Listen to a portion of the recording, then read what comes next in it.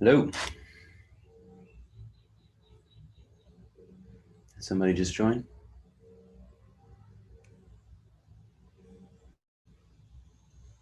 If you're talking, you're on mute, just FYI. If not, no worries. Oh, it's Mike G. Hey, Patrick. Oh, hey, it's just Mike. What's up, dude? Not much. How's it going? That's going all right, man. It's going all right. What about on your end? Good. Just working, man. And so I was a little under the weather the last few days. My daughter's birthday's today. She turns 13. Yeah. Okay. Happy birthday, then. Happy birthday to her. Busy day. One of my daughters. I have 3 of them. Nice. Yeah, busy day then, for sure. What's up, Casey? Yes, good morning, everybody. Hey, Patrick, let me ask you, on the laser, on the little resistor, I didn't get it. I ordered some on Amazon, but I guess I think I ordered the wrong ones because I put 1K resistors and it showed me a black and white. That's what it said on the paper or whatnot. Not what it said on the paper, where I asked Chris and he said for me to get them on Amazon. I got them, but they ended up being the black and white ones. And then when I saw the photo, they're actually blue. Yeah. If you can just ping Matt and ask him to mail you one, that would probably be the best way to go about it. Yeah, because I don't want to put the wrong resistor on there. Mm-hmm. You know, I don't know if that makes a big difference, you know? I don't either. I couldn't tell you. So I was thinking about even also reaching out to JTech and see if they had an extra one or what, you know? Because they're the ones that send it out, correct? Do what? They're the ones that send out that resistor in their kit. No, we had to get the resistor separate in order for it to be compatible with the do board. Oh, okay. Mm-hmm. Makes sense. Makes 100% sense. Yeah. So if you just have, we got a ton of them at the at HQ. So if you just have Matt send you one in a packet, we can get it out. Awesome. Yeah. Absolutely. What's up, Matt? How's it going?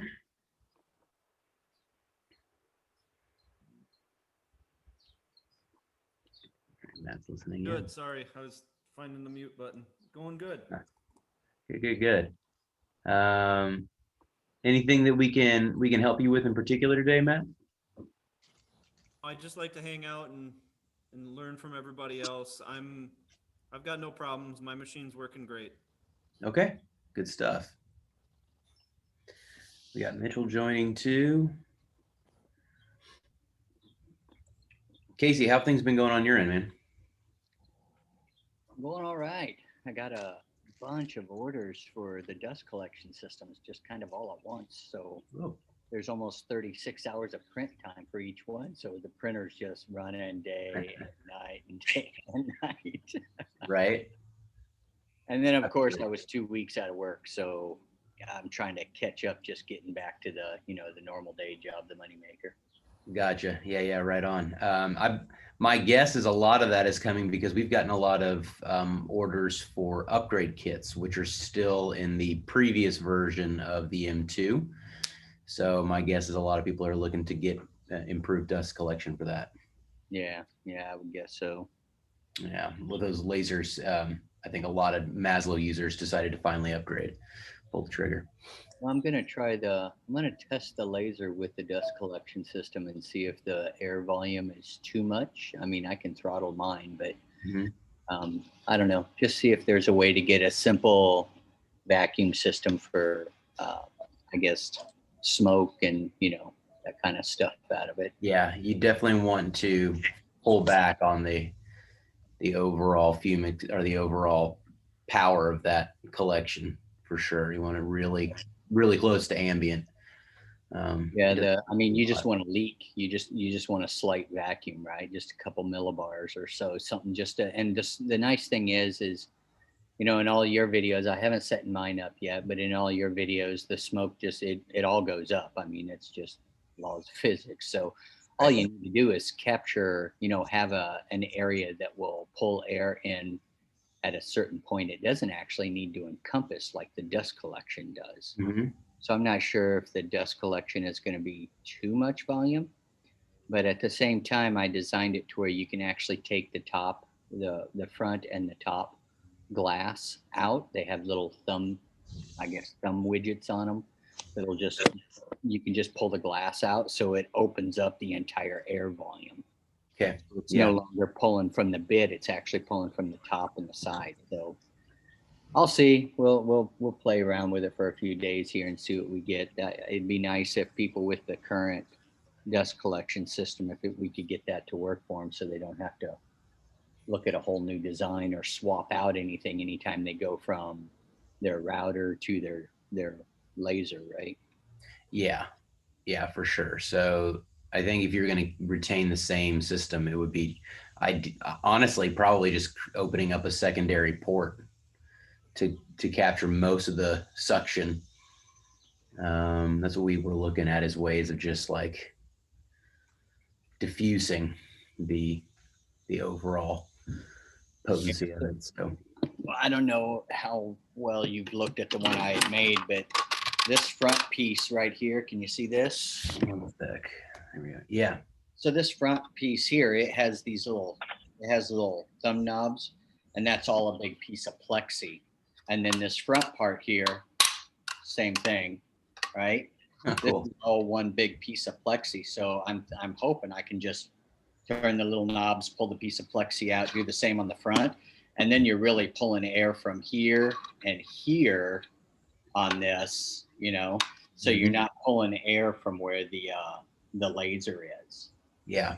And then if I just, you know, kind of, I guess, meter the air on my dust collect on the vacuum, it should just keep enough to where it still keeps the smoke inside there, still keeps it in everything, but I'm just worried about embers. Yeah. Hot Yeah, embers. absolutely. That would be the thing I would say, is that you want to make sure that if you're going to use that you've got a filter, something to capture, so that you're not introducing any chance, as remote as it might be, of an ember meeting up with a big old, you know, trove of dust sitting in that job vac. Well, I don't think you want it to sit in the at all. I'm hoping to use, I want to just connect my Craftsman shop vac to it. And most shop vacs have an in port, and then the out port has a little filter that you can just pop on and off. I'm hoping to hook a hose to that and then just run it out the bottom of my garage door. So literally the smoke would go through my normal tubing and then into my shop vac and then right outside. So I'm not collecting any particulates. I'm just trying to force the smoke to go to a different direction, right? Gotcha. Right on. Cool. Mitchell joined in. Mitchell, I'm not sure. Yeah. How's it going? Good. I only have a few minutes. I'm here on my lunch break. Sure. I just bought the M2 2 weeks ago, and for the last week I've been trying to get it to do anything. I'm having trouble getting it to communicate with my computer. Okay. So at what point do you feel like you're getting stuck then, if you would be able to describe it? So I already have the Arduino program installed. I installed the SAM board, which you're supposed to do, right? The SAM board? What the board, and when you go to the board manager. On the Arduino app? Yes. Okay. You install SAM, I believe. The SAM 32? Yeah. You might know better. Okay. So that's installed. And then for the port, I choose the COM4, which comes up the programming port. I can upload it. It uploads fine. After it uploads, I hear the whining. I can hear the motors whine. Okay. if I go back and under the tools section where I would select my port, it's not showing the COM port there anymore. And I'm not sure if that's normal.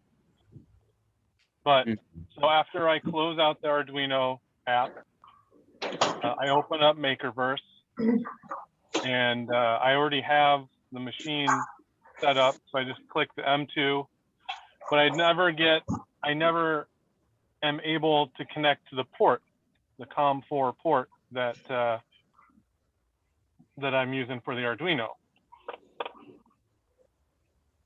That's where I'm stuck. Have you and Mike talked at all about this yet, Mitchell? No, I've been communicating with Joel over email.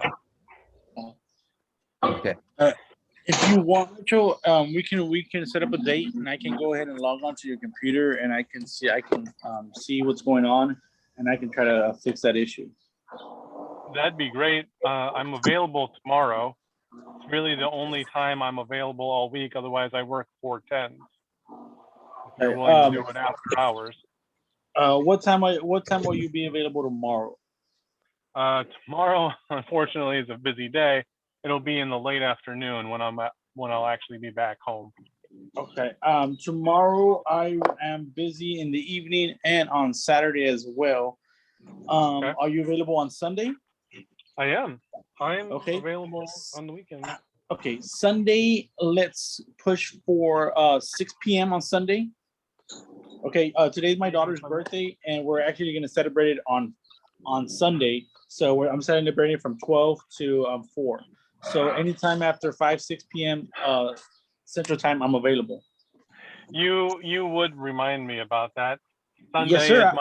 is my daughter's birthday. I will send you an email, and I will go ahead and give you a call. But if you can, go ahead and send me a message to mike@makermade.com. Okay. Yeah. And just go ahead and send me that and your email, and I'll go ahead and set you up the time and date. All right. Okay. I might have to adjust that that Sunday. That's my daughter's birthday. Oh. So. Okay.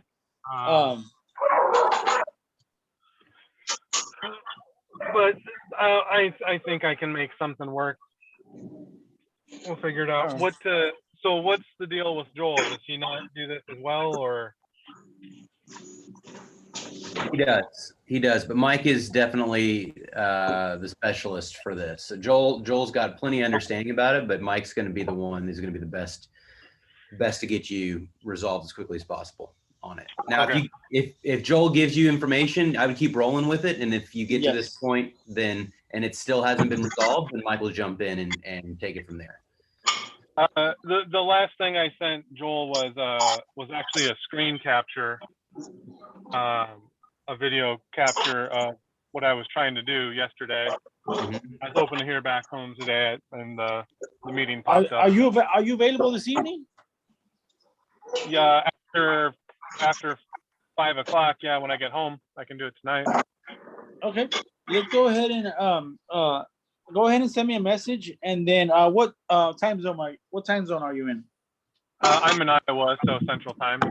Central Time. Okay, so we're in the same time zone. Okay, well let's go ahead and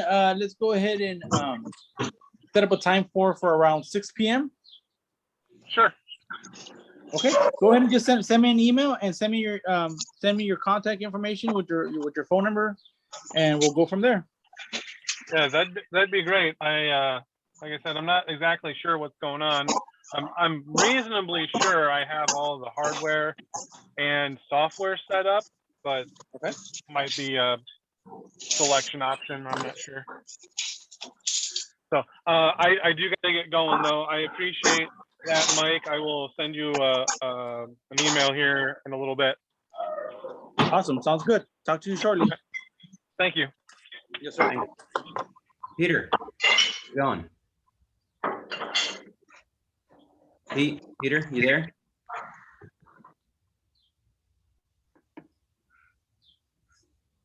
There he is. Oh, now he's on mute. There we go. How about now? There we go. Now we're doing good. How you doing, man? Doing good. How are you guys? Yeah, not bad, not bad. Anything you're looking for assistance on today, or just hanging out? Still hanging out. Maybe a couple of questions though. Yeah. What is the best program to use to create the projects? Because I've looked into the easel a little bit. Does that work well with Makerverse? Yeah. I mean, Easel's great. Obviously, we recommend Easel or Carbide Create in order to actually generate the G code. But in terms of like the creative component of it, actually rendering what you're trying to make, create the vector for it, or SVG, it just depends. Yeah. So like if you're not going to go for something particularly complex, like the basic version of Easel will be fine. Like you can make signs using that, pretty basic stuff. But if you want to get into a more it honestly depends on what you're trying to do. Like I use Illustrator, just because I've got a graphic design background. But Mike, what do you use to actually create SVGs? Also Illustrator. There we go. Casey, what about you? I think you're probably using something different. I think he uses SketchUp. Yeah, I use Carbide Create and SketchUp, and like you said, I think it really depends on what you're creating. Yeah.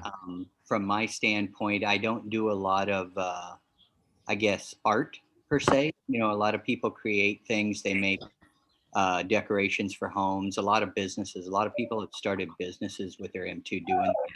And that is more around Adobe Illustrator and things you want that. But I create custom furniture, cabinetry, a lot of tech spec drawings. So I tend to use Google SketchUp and convert it in just the free version of Easel. That's how I do it. And it's usually user preference, whatever you feel comfortable with, And of course, there are some paid softwares out there. Like I have Vectric Aspire. It's a little costly, but it all depends on what you want to use and what you feel comfortable with. Casey, what would you say the learning curve was for SketchUp? Well, kind of like you have your graphics design background. I have an engineering background. So, I mean, Google SketchUp is just nothing different than AutoCAD, right?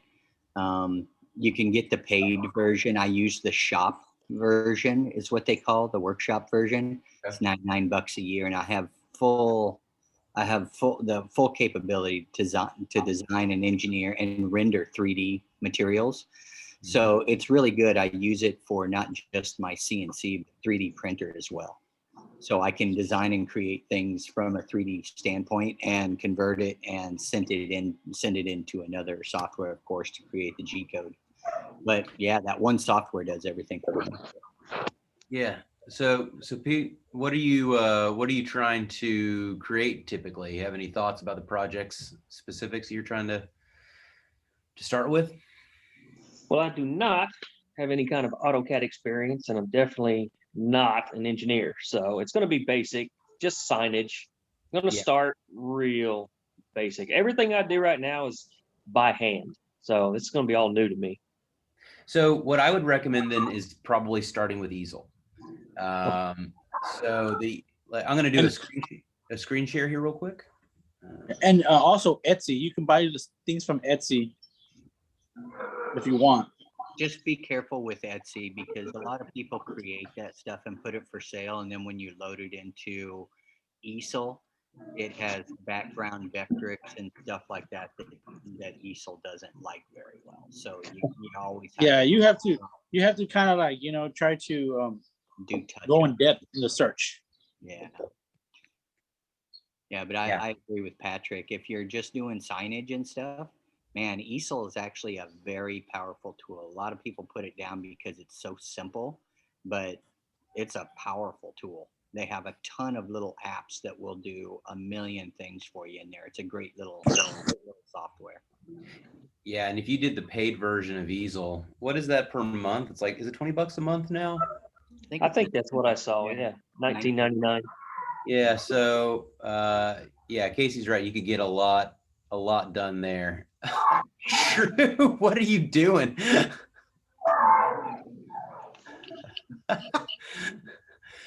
Yeah, I would definitely start it there. Sounds like if you're doing signage, that's the way to go. And honestly, your illustrator is going to cost you more than that anyway, and the learning curve on that is going to be a lot steeper, I would say, than what you're going to get out of easel. Good starting point then. Cool. Thanks, Yeah. guys. Yeah, for sure. The other thing that you get with easel, if you do the paid version just for a couple of months, first of all, you get a month free for the pro version. It kind of introduces you to using different bits on the same cut.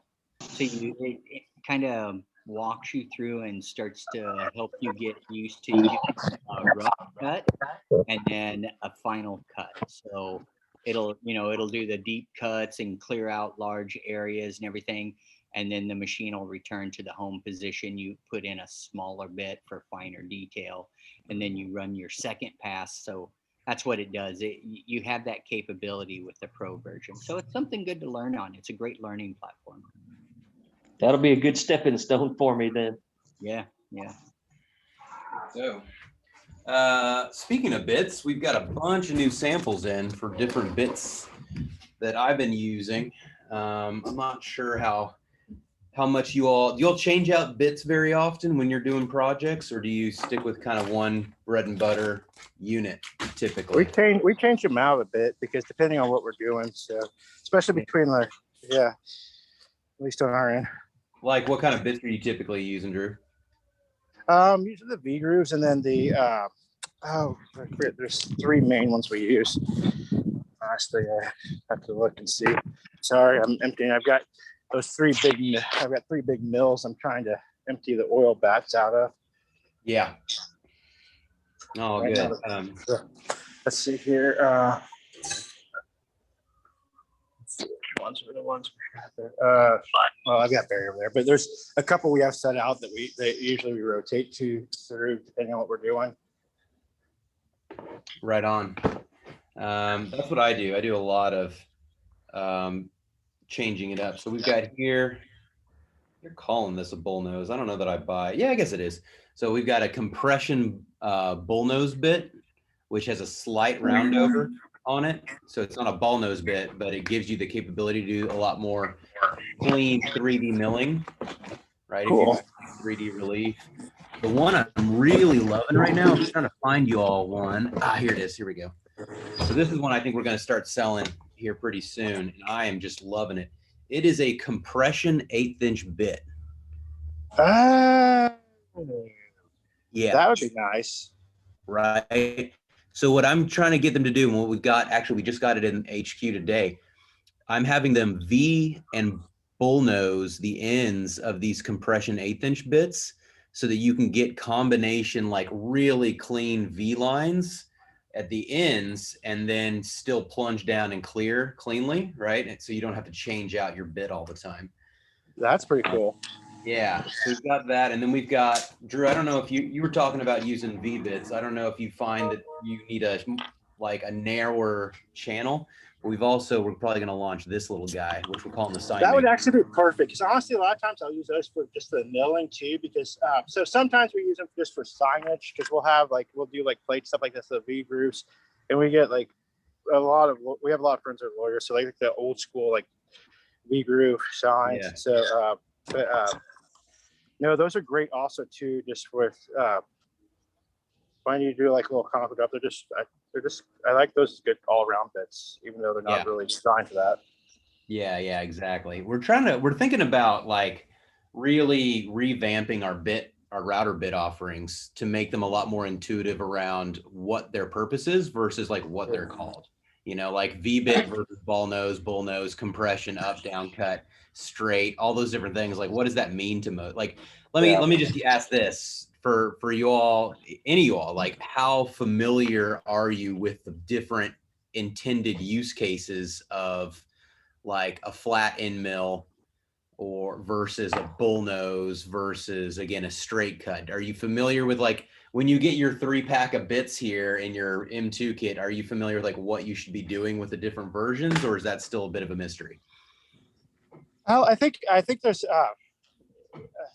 we've just learned just from going through and doing different milling with different machines. But yeah, I think a lot of people would have missed because they're going to try. The other thing too is I think if they try to dive, if they try to do too deep of dive, I think they need to understand like too how they're going to do their model. What's the best way to do their model based on those bits? Yeah. It's not So it's not just the function, but I think designing around a model would be good too.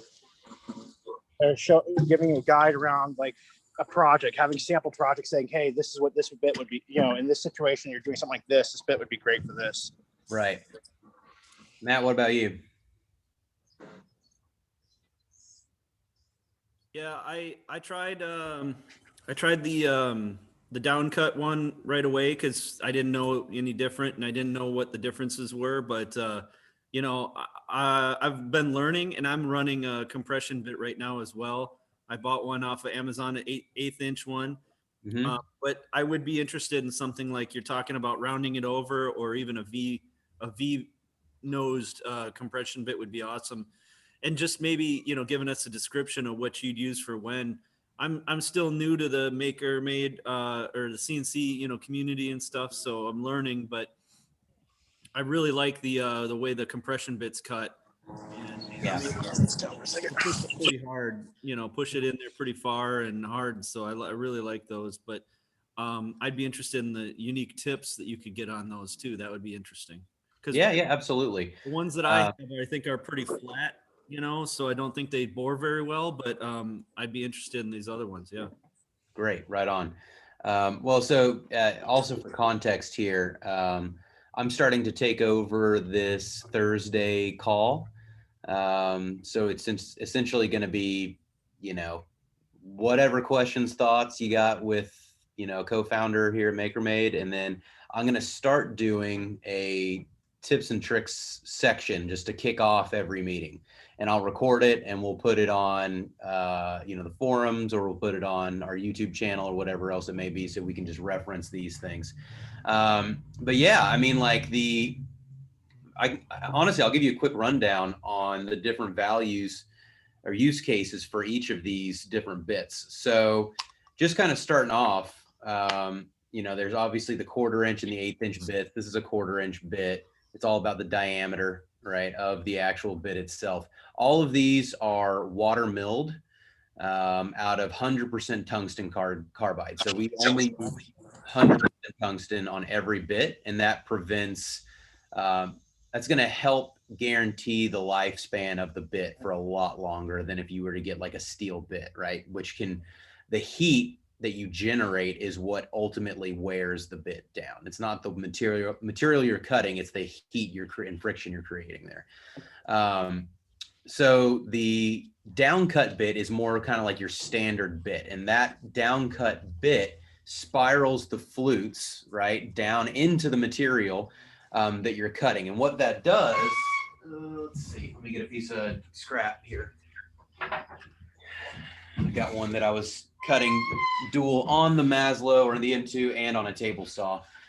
What that does is when that bit is plunging through your material in a downcut bit, it's forcing those chips downward.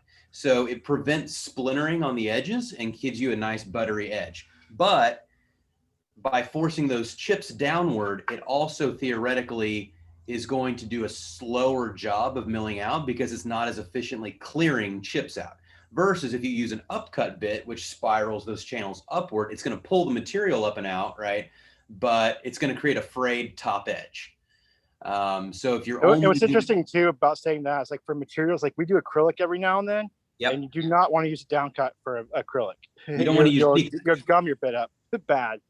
Yeah. So exactly. So for any kind of resin-based milling, you're definitely going to want to use a straight cut bit. Those flutes are what while they pull material out, they generate friction and heat. And so with acrylic, you want to keep it as cool as you possibly can. So you always want to go with a straight cut bit. And then of course the compression bit is going to give you, like this, is going to give you the best of both worlds in terms of up and down cut, right? It's going to push those chips downward, the edges downward, but it's also going to pull the material back out. But of course it requires a longer milling process because again, it's all water milled. So it's just more time in the mill, which means it's a little bit more expensive of a bit. And then, so then the most most of these units that we have are flat end mills, just like this, where the head is essentially completely flat. But a ball nose bit gives you that really rounded, like a ball point pin, right, into it, which is really going to create nice rounded edges. And then a bull nose is a halfway in between, right? So it's really great at plunging like a standard end mill is, but it's also going to give you a lot less of like those clear, distinct lines and ridges of those various layer passes, right? It'll look more like rice paddy fields in China than it will look like smooth, flowing material, right? So a bull nose bit, kind of like compression, is intended to give you the best of both worlds in terms of clearing versus rounding. So one thing I do with the down cut that's kind of interesting too, that that people could do. Yeah. Like we use air assist. If we're using down cut, we want to keep it clear. So just get an aquarium pump and run a little air assist in there, and it helps blow the chips out and then keep it good. And it's like a $30 solution, or you can run it pretty good and still also keep the bit cool. Gives you a lot longer on your life on your bit. That's a good point. And so then, Casey, that might be another way to upsell your dust collection for those 2020 M2 users, is talking about clearing those chips and you being able to use a lower cost downcut bit versus having to move to a compression bit. Kind of fine. Like we've got one up here. Yeah. So what we're doing here, like with these, I put the hoses on them. We run where my little compressor is, buried under here somewhere. But anyway, so I use a little pump, and then we're running air assist plus vacuum. I do that same thing on the mills or on the M2s. Gotcha. Right on. Yeah. Smart solution. Yeah. So I typically run all compression bits almost all the time. Like if I'm going to run any project, it's just easiest to run a compression bit. Now I get a lot of free, I obviously sample as many free bits as I want to sample. So that makes it easier. So if you want to save time or save money, then you can move over to an up or down cut. But the biggest thing, the easiest way I think to do it is to go with a compression bit and then just be really cognizant of how you're treating that bit when you're milling. So if you're getting scorch marks, which we're all probably familiar with, right? So if you're cutting your material and you pull it out, right, and you're getting those black scorched lines, that means your router is rotating probably way too fast for the project you're trying to do, right? I typically don't run a router higher than 5,000 RPM when I'm cutting any type of ply.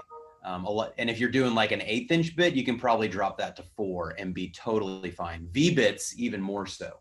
I would drop it down, definitely down to around 4,000 RPM. When it comes to like a DeWalt or a rigid where you've got that little dial on there, I keep my DeWalt at about 5. And again, I think that's related to the RPMs as well.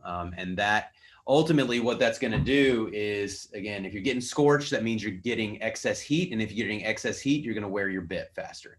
But if you're not wearing your bit down very fast, these things should be able to last you a really long time. Dozens and dozens and dozens and dozens of hours of milling time without fade, right? Again, they're 100% tungsten carbide. That was one thing that we need to do a better job of advertising that. But we really, really wanted to make that a priority for us because, it sucks to get halfway through a project and you go, well, my bit's dull. It's not clearing the way it needs to. That's a really good idea though, because honestly, that would also be great marketing for y'all because there's so many other little mills too. Like we have our little mills, we have our big mills, and like I've got like there's like our big ones. I have a big 100-pound surfacing mill or end mill that it's and so it's like, and I actually have a little surfacing one I use for the M2 also, just for some things. But yeah, there's things you could like doing a cheat sheet of what they're good for, what they're not, and doing also what they're good for, but what they're not good for. That'd be really cool. Yeah. And then, and yeah, that would be awesome. So I've been putting together a document on that. So that, again, that's our plan, is to relaunch these bits probably by Q4 this year with much more focus around their use case than what their name is, right? It would be like Ford was calling the Raptor pickup truck by the engine displacement it had rather than the Raptor or, what, like this off-road vehicle. Like, it was like, what does that mean to me if I don't know everything about, mechanical engineering or engine displacement?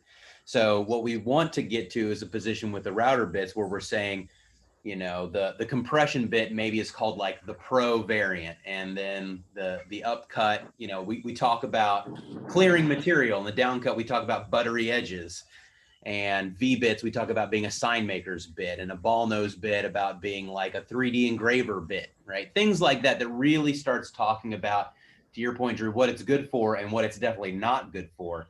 And like calling the straight bit a resin bit rather than straight cut bit. Again, what does straight mean in terms of? Well, no, the cheat sheets too, because there's things like, and you gotta get practice with that. But like, I use the reason I use the V groups a lot too is because I can do a deeper dive faster. And so when I don't need straight edges, I use a V groove because I just need to cut something out real quick, and I can always sand around those edges. I'll use the V groove so I can do a deeper dive and move a little faster than I can with some of the other ones. So. Yeah, absolutely. Without causing as much shipping, should I say? Yeah, 100%. And then you combine that with some of the things we talked about last week in terms of reducing bit deflection, and you can really push, especially a 1/4 inch bit. You may be able to, on like MDF or something, push that depth a lot farther without having concern about excess deflection or generating excess heat or whatever else it may be. Or if you're just looking to get a cleaner cut, right? All those things work together to create that better product that doesn't require as much post-processing, right? Yeah, Patrick, one of the things that came up on this, you just were talking about, I think we could do a better job explaining, how fast to run some of these bits. I posted on the forum last night about that, but about speeds, not necessarily feeds. I've kind of dialed in my feed rate, but I don't know what kind of speed to run at what bit, right? And a Mana tool has like a chart for their bits, but like let's say you're cutting plywood with these bits, and I don't know what setting to put on it. So I've been experimenting and trying to, figure it out, but I don't know if I'm doing, it always cuts. So I don't know if I'm doing it bad or if I'm doing it, if I'm getting closer to the right thing. But the bigger thing you're gonna have there, it's even if it's coming out good, you'll end up wearing your bits down faster if you're not doing right. It's a big area there. And so it's like some people maybe, and I'll say people getting frustrated, like, well, I'm going through these bits so fast and stuff like that. It's because it's working the way you're doing it, but you're also just causing you're putting a lot of wear on your bit versus using a different type of bit for it. So yeah, it's a really good point. Yeah. And again, the M2 maxes out at about 40 inches a minute, right? So if I'm doing a project that I really care about, and I'm not just trying to, rough cut it around, then I'll probably set mine at about 35. That's kind of my sweet spot for just ensuring that I'm not going to run into any major bit deflection or issues around the drive chain system, right? If you get into the M2 is designed so that as it comes to an edge, right, it's going to slow and it's going to accelerate when it's going up or down because it's not fighting gravity at that point, right? Or momentum, I should say. So it shouldn't, in terms of, Drew's got a good point about wear on the bit, but if your concern is more about the quality of the project output and time spent, then speed is something that, you can bring it down, from 40 to 35. Again, that's what I do. But typically, in order to maximize my quality of cut, I'm looking more at feed and then mitigating vibration and bit deflection than I am looking at the actual speed of motion. Yeah, and that's a good point, because a lot of things, and that would be helpful too is for training, because we have like interns, I have new interns I'm training, and so for a lot of people, they train them how to design first, and since we're not doing manufacturing, we're doing prototyping. I always train them on learning materials first, learn your machines and materials first, because we're designing for machine, we're not designing for production. And so all our designs need to be designed in a way that best suit our machines. And the best way to learn that is by learning your materials and your machine first, and then once you have a feel for those, then if you start learning how to design, you know how to incorporate your design better to be able to handle those, to work better with those machines. Like also 3D printer, other things, design something without support, that so it doesn't need support, design things where you can use, if you need a rough cut, like, hey, then we could use this bit instead.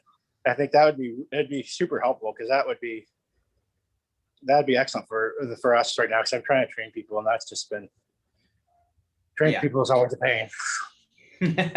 For sure. Yeah. I just have to go. I was like, and here we have fire extinguishers, but I'm like, I have water buckets with a wet rag in there. I'm like, do not use the fire extinguishers unless the building's on fire. Everything else needs a damp rag and pat it out. Right.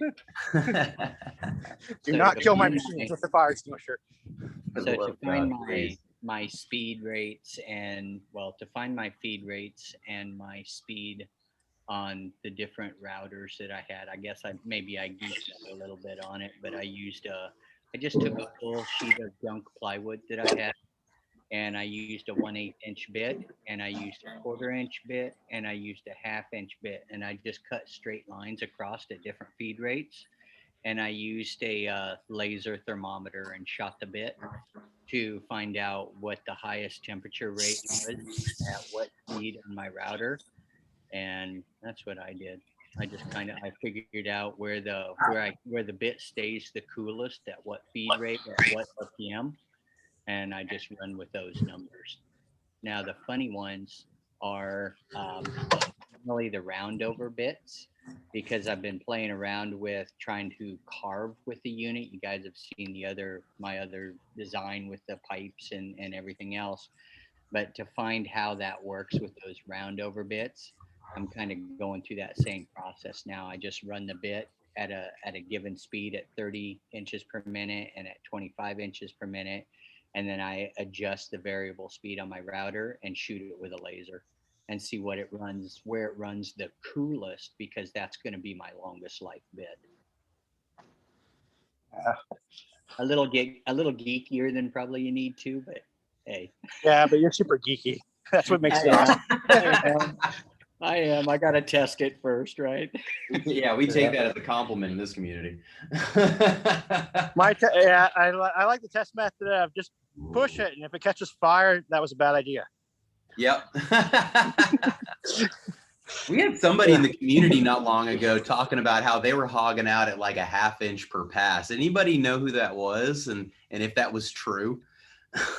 They would need a 1 inch bit to hog out a 1/2 inch at a time, unless you can use a 1/2 inch bit and hog out a 1/2 inch at a time, but you have to be moving at like 5 inches per minute at, I don't know, probably at least 15,000 RPM to do that. But the reality is what you're saving is you're spending on time, because you're moving so slow. You're not really saving any time, right? Yeah. No, and you're risking it's not worth it. I agree with you. Like stuff like that's you're not really saving time at all, and you're adding more complications later. Like this one, we nearly caught on fire from you went too deep of a dive, and the bit that was an M1 originally. This was an M1 originally, but it literally, I looked on the cameras and I was like, why is it so foggy in there? Because I was remotely monitoring it via the cameras. And I was like, oh shit, and I had to run down here because that Z-axis is jammed, and that's like we're just spinning it at 7,000 RPM against there. Luckily, it didn't catch fire. It made a ton of smoke, but man, it came close. Yeah, and with the M2 or any Maslow-based system like this, right? If you think about it, what you're doing is you're guiding a router. You're not really controlling it like you do with the other things, right? So in my mind, the best way to go about it is shallower pass, right? Induce the smallest amount of resistance you possibly can, right? That's why I think that when this laser really gets going, and if we can get a laser that's capable of cutting, it's going to end up being the star, because there's no resistance in any of it, right? And the file creation is so much easier. Every time I create a laser file for it now, I'm like, there has to be more that I'm forgetting to do, right? You do that easel checklist on tabs and things, and inside the line, outside the line, and that's all just out the window now. with this laser module, it's perfect for this tool because of all reasons. This one's actually doing pretty good. This is one of those other demo units y'all had that y'all were playing with. So this is the 20 watts, and it's got an air assist built into it.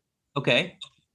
This one actually does pretty good because with an air assist, you can take a lower power laser and cut if you pump air into it. So you can use a compressor or just like a regular air pump, which I don't know where the air pump is right second. I have air pumps for all these damn things, but and you put high air pressure to it, it cuts pretty good. You get much better cuts with the laser because like we were getting good. I have one here, like I don't know if I have this is a laser cut, but like this one I went 2 passes over just to see like a calibration or anything else. I don't know if you can tell that thing, but that was a large one. And yeah, and so I didn't have to work like with calibration. I went back over. There's actually 2 lines over there. If you look really close, you can see where like maybe 1/100 of a millimeter it may have been off. But yeah, the lasers you have way more accuracy. So Drew, what do you think would be the wattage requirement for a 1/4 inch cutting on diode, even if it requires multiple passes? Where it's gonna be interesting, I don't know. Because right now, like thinner stuff, I was practicing with some thinner stuff. Where is it here? Let me see what thickness it was. So I mean, like we have some big ones, but even so, like this is 1 inch thick, and that with a dual 150 watt laser still takes a couple passes. Mm-hmm. And and the problem is you start getting it starts veering because as you get so if the lower watt laser, even if you can cut through that thickness, you're going to start because what happens is that just melts and pools, so you get a little pool that's vaporizing as it goes around. With acrylic, should I say? But I think with this one I cut. No, that wasn't it. I think I did 1/4 inch. It was probably a little less than 1/4 inch somewhere over here that I did, and that was using the air assist with the other one. So I would. I think it was 3 passes. I think it was 3 passes. 3 passes is fine. I would be really interested, Drew, in your testing on whatever wattage laser that is, because we can source cheaper lasers going forward at higher wattage. And if we can get to a place where we're easily cutting 1/4 inch in say 3 or 4 passes, yeah. I think right, Casey? Yeah, the accessibility, the opportunity there. At that point, I couldn't care less if I can really, well, in most instances, I really wouldn't care too much if I can't cut 3/4 inch because I can just stack 1/4 inch, right? So if I want to make a table or a chair, like I do it with a laser still because I'm going to get more accurate. I'm going to go faster about it. Ultimately, I'm just going to have to stack multiple layers together, which is ply anyway, so who cares, right? I'm trying to find. So I had a 50 watt CO2 laser tube I had from another project. So I've built a couple of our big lasers upstairs, and I literally tried attaching to that one. I took it out of one of the K series, like the K40s series, but I got a 50 watt laser. But there was a lot more. You have to chill it and everything else, but I don't know where I put it. But yeah, I think 20 watts you could do with a diode. You could do that 20 watts should be pretty good. I mean, it's getting the power. Yeah. So, and if you can change the focal, if you get one where it could adjust the focal length a little bit, that may help too. Because then what it could do is like on the second pass, it could adjust the focal length a little bit. Because as you get farther, if on 1/2 inch, then you're talking, you're talking quite a bit of difference in your focal lengths. And if you can, by the time you get almost to the end, you're pretty far off on with the diode. So. Yeah. And you can't, with all these, you can't adjust the focal length, but you can adjust the lens on it. But I want to hold this conversation real quick. Matt, before you hop off, real quick, everybody on here, hey, there's a new beta version of Makerverse available right now. So if you go into Makerverse and select in the settings, I'm willing to try the beta release of anything. It should be 1.1.4.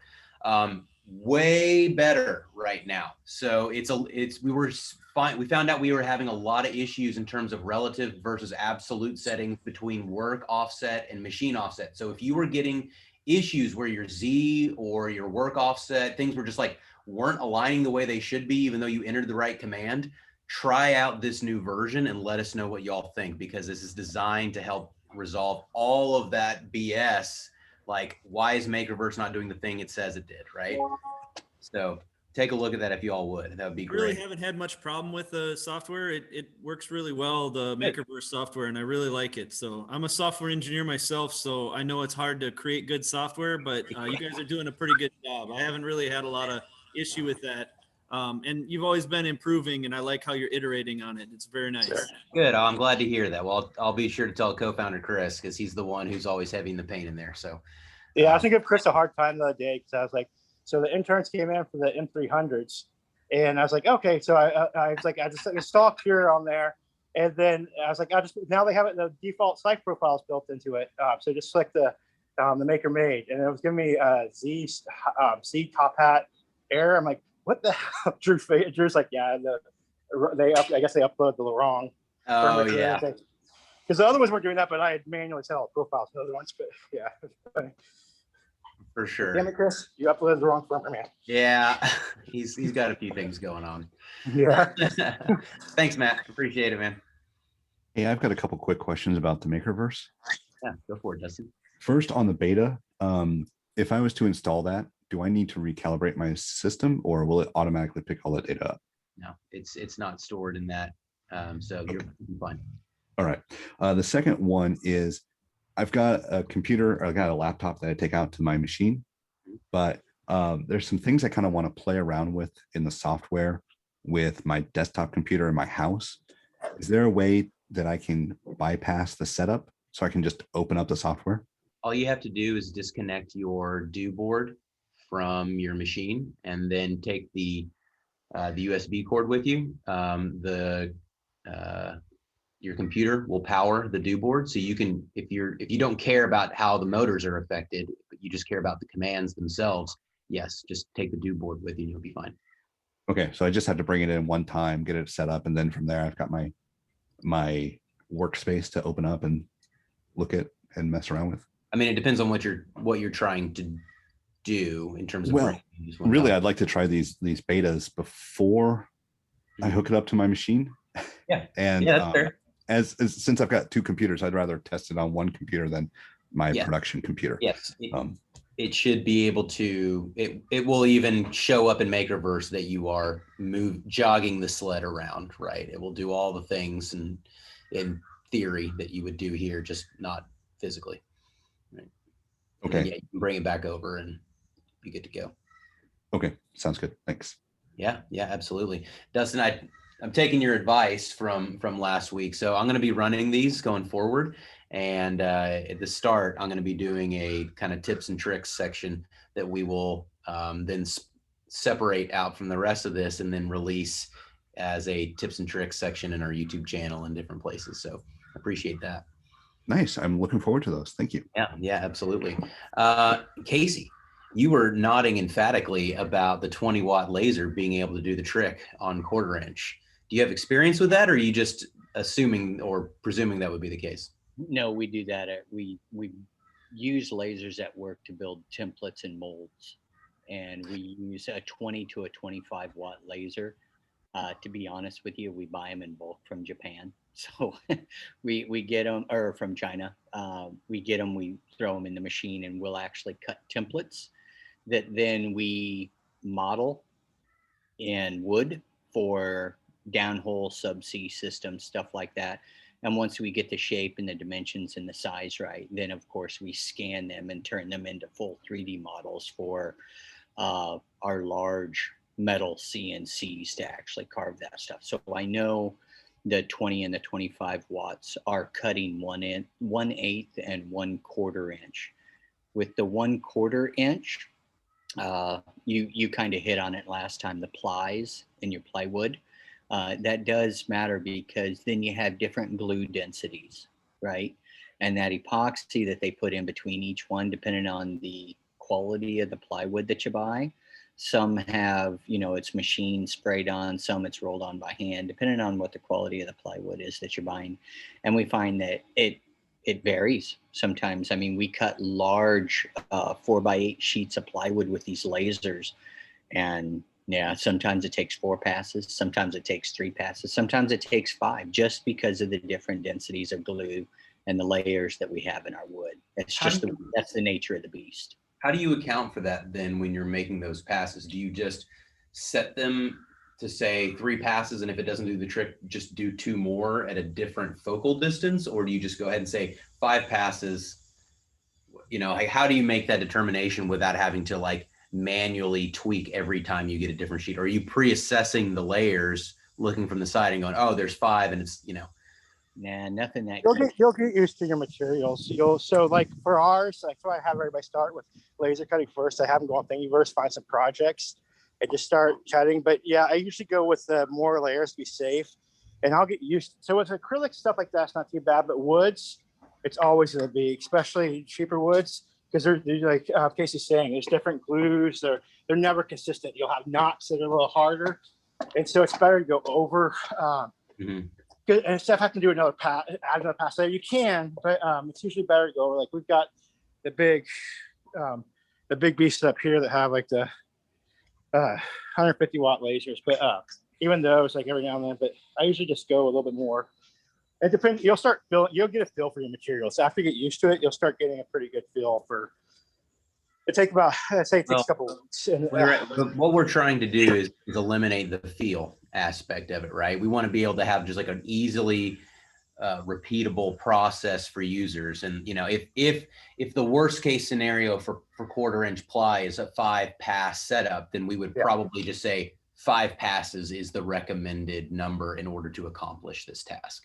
Yeah, that's how I'd recommend going about it. That's why I train all the interns and everything else. So I don't want them going to another pass after finish this. So I usually just have them go over. You're not going to hurt anything by doing it to me.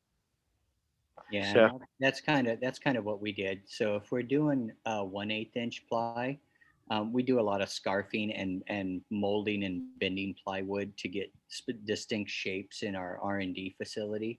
Yep. So whenever we do that, we just say 4 passes. Now we do burn into our backer board. I mean, but that's what it's called a waste board for, right? Yeah, this is exactly but right. At least we know we cut through in the first pass, because we have a real bad habit in our R&D facility of turning it on and walking away and coming back like 4 hours later when we're ready for the parts. We don't sit there and watch it. We're off doing something else, right? Yeah. So we usually we put in overkill. Whenever I program it, I'll just say 4 passes for 1/8 and 5 or 6 passes for 1/4.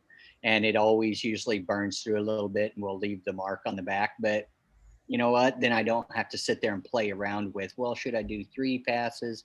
What's the thickness of the wood? What's the density? We just run it, burn it. And then I use a little saw to cut out any tabs that I had. Gotcha. I recommend everybody just get the little shower backer boards. They're cheap. They're like $12, and put them on top of your waste board. And that way, whenever your waste board gets, you just swap that one out. You're not have to mess with your waste board. I mean, with the laser, you're not gonna get that much, but like this one, we carved into our waste board a grid, so we knew we had an alignment jig into it. Nice.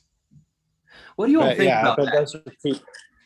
What I don't mean to shift the topic too much, but you know, one thing I keep thinking about as a first project for waste boards or for your setup is like inserting a grid or something like that for alignment, to guarantee that, you know, if you got a project where you're running a 2x4 foot sheet and you want to get it perfectly straight along that same line and you're not getting variance because you've got a really tight tolerance fit, that's important to have, right?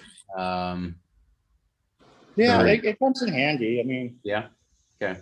Yep, I did it as well. And what I discovered is that with that, you don't have to worry about leveling anything on your machine, because when you're cutting those straight lines in your waste board, that is your level for your machine. So no more do you have to worry about anything like that.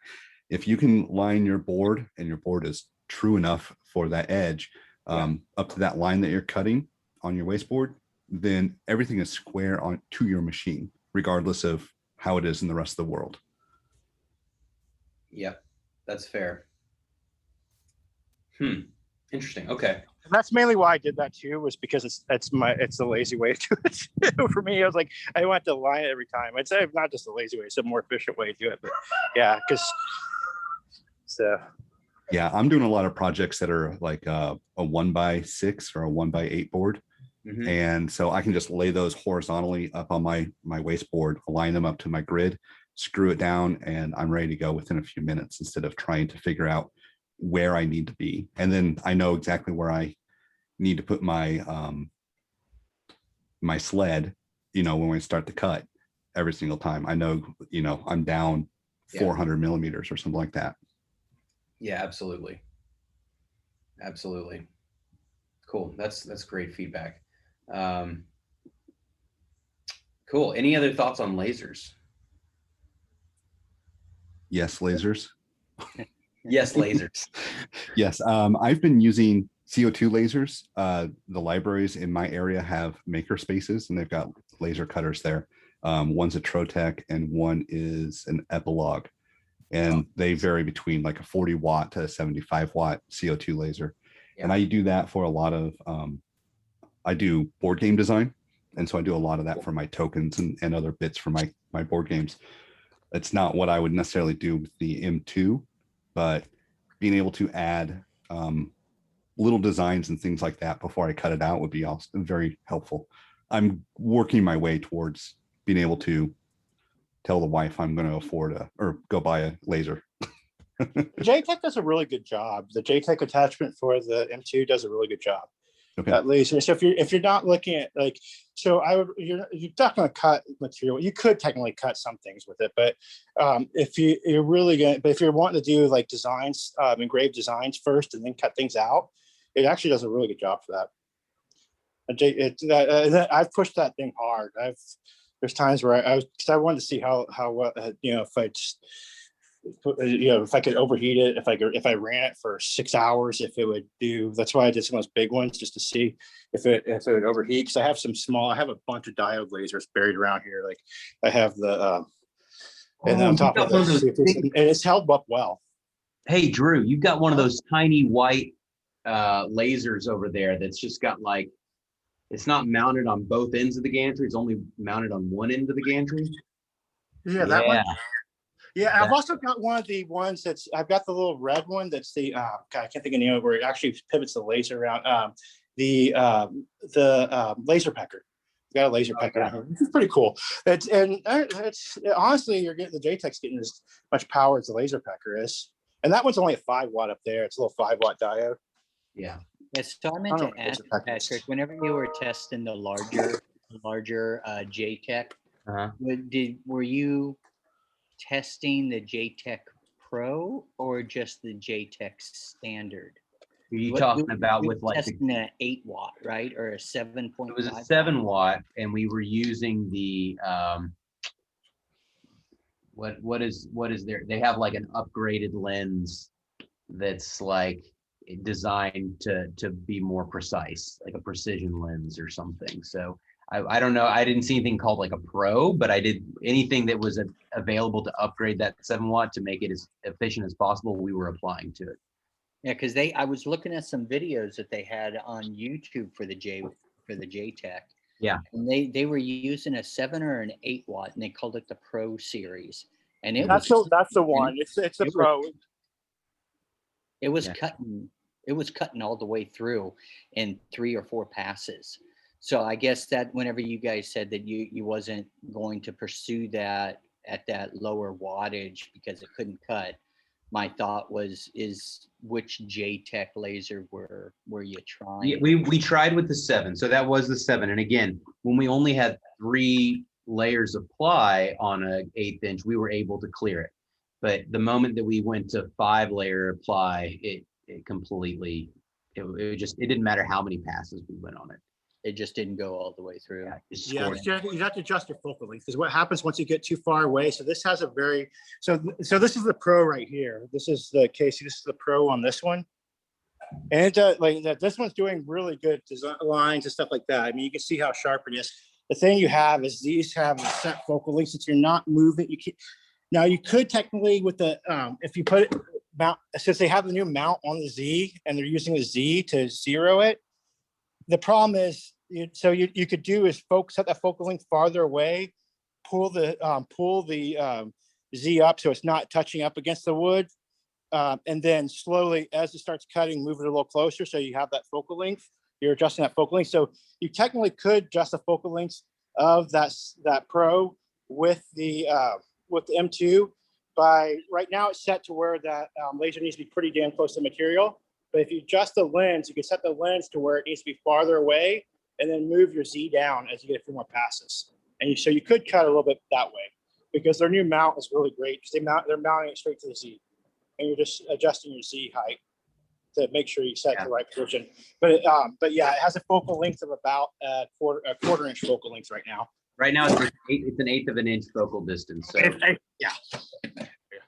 Yeah, see, so if you did, let's say you were using the 7-watt and you did 4 passes, and then you used a 2-path method to where you did 4 passes at that same one in your G code, and then you had your Z axis move down 0.5 millimeters.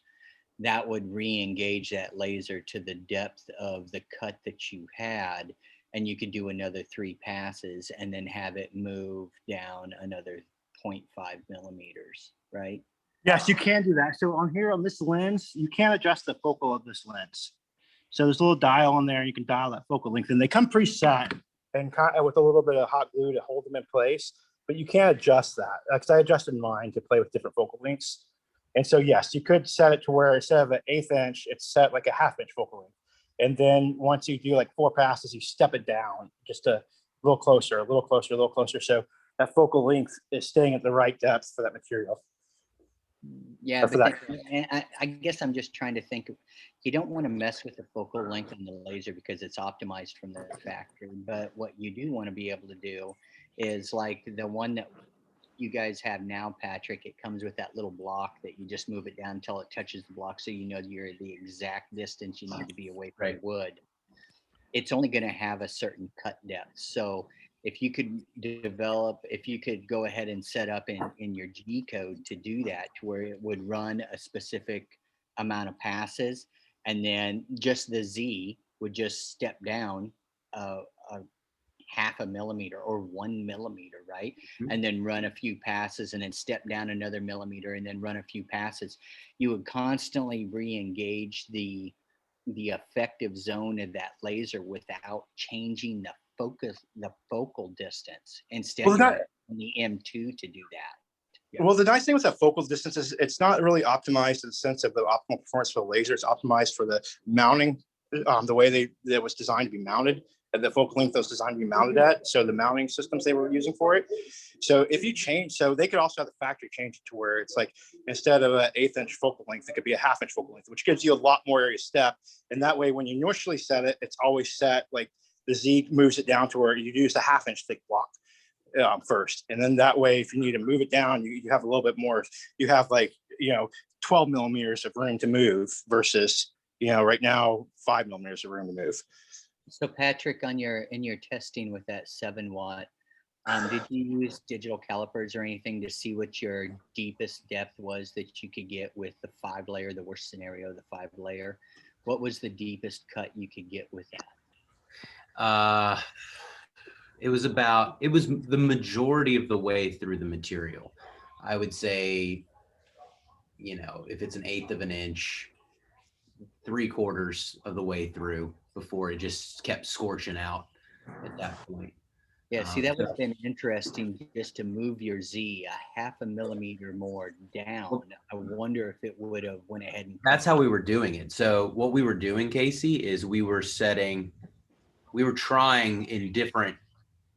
Essentially, what we were doing is we were plunging the full 1/8 of an inch, right? We were just testing how many passes it would take to plunge all the way through. Because again, each time you go make a pass, you should lower it again. To Drew's point, we lowered the Z, so that focal distance is now on the new bottomed out line, right? So that's what we were doing. But for whatever reason, I'm not sure what the cause was. And somebody made a comment here, I can't remember who it was, but about clearing, getting air through there to help clean up the air between, and maybe there's just too much material, or it's catching the sidewalls a little bit, and then that's preventing it from reaching all the way. I don't know. Again, I don't know enough about this.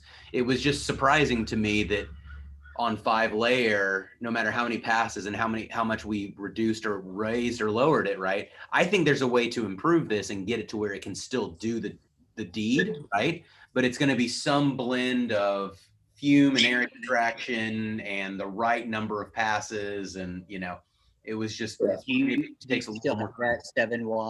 That 7-watt test unit you had? The 7-watt does do good with air assist. So I have some tests here. I did to depth cuts with the 7-watt. So that one you're seeing there, I was doing a bunch of different tests with depths and putting air assist. So I have I made a custom little mount so I can have air assist in there. And so I just did an air assist using I'm just using a little copper tube for my air assist. Yeah. And that does make it cut deeper. So without having to do more focal, you can actually get even more, you can get deeper just putting air pressure on there because it's causing that to superheat that material. And so you're also getting that material, you're also getting any of the little parts. So what's happening is that glue in there is not completely vaporizing too, it's liquefying. And so you just get a little pool. If you watch it really close, like a big laser on deep cuts on clear acrylic, you'll see it. And so what's happening is when it goes back to those other pairs, instead of cutting, all it's doing now is heating and evaporating the material that's still in there. So by putting an air assist, it does, you get about 2 or 3 more layers out of it. And so you can also just use an air gun. And right now that's what I'm doing, patch it there, and zip tie it, and then and just using a little compressor. But also the blowers work well too. Patrick, if you still have that 7-watt demo unit that you guys aren't going to really do a lot with anymore, shoot it over to me. I'd like to put it in my dust collection with the higher airflow and see if the higher airflow, instead of trying to create these little pumps and all the attachments, it might just be something that simple. And then I can play around with the Z depth on it and just see what I can get it to cut. I'll just buy some crap from Home Depot or Lowe's and see if I can get some that are really heavy glue laden, and then just put it up on the board and just start cutting circles and see what works and what doesn't work.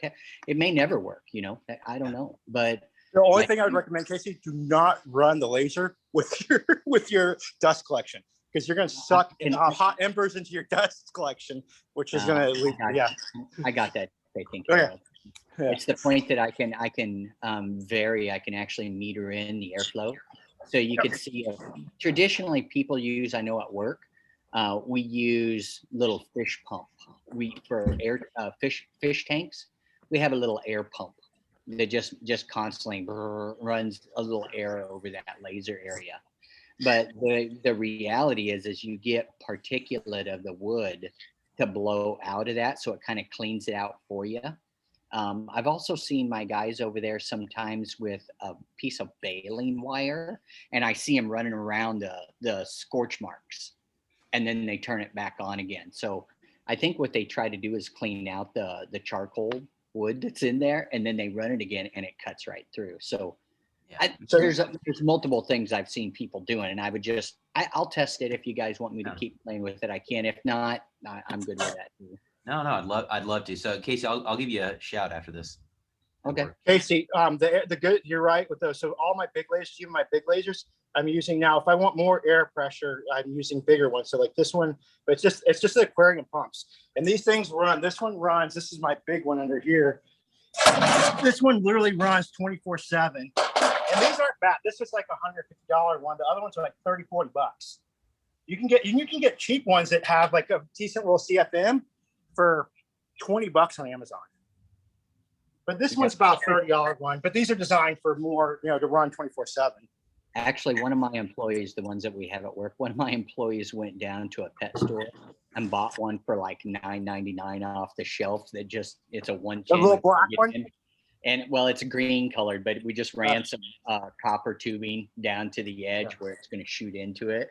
But that's what they ended up doing. And I mean, it works really well. It's just the point that I think for Maker Made, if you're looking at this, if you need airflow, if you can do fume collection at the same time without having to add an extra pump, because most people do have a vacuum. If you can combine that all into one, it's a huge cost savings. It's not as not as hard as a setup to dial in and not all this extra stuff you got to look at. Most people already have it for the CNC to begin with, right? So if they've got that stuff, then man, you're golden. All you do is swap out the laser and away you go. I'm just thinking about the end users and all the additional components and cost and everything they'd have to put into it to make a 7-watt laser cut all the way through 5. So, Casey, and you're got a point there. So one thing I did, and I'll show you this one. Go look at this. So I used a blower here as the vacuum instead of a pump because I didn't want to pump in my dust system, obviously. But what I did is instead of putting air assist on this one, you'll see I put a little hole there so that it has a focus point. So that pressure is causing that air to suck in right where I normally have an air assist. And the reason why your guys are probably still having to scrape over on the big laser is you need pretty good airflow. So the vacuum is okay, but not compared to like the big pump. Even if you buy we have some of the little ones from like the fish store, the aquarium store.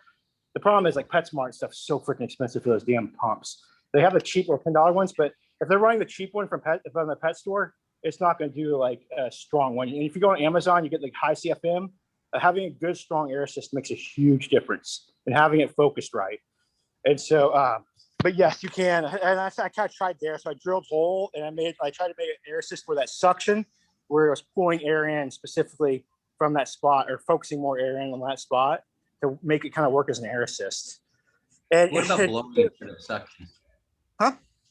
What about blowing instead of suction, right? Does that get past the issues or the concerns about embers? It does. So when I run it when I run like 25 psi of air on that thing, it can cut like twice as far than you do if you're running just a little bit of air. That's why my big ones like upstairs, those big pumps upstairs, having a good air assist is critical to getting performance out of a laser.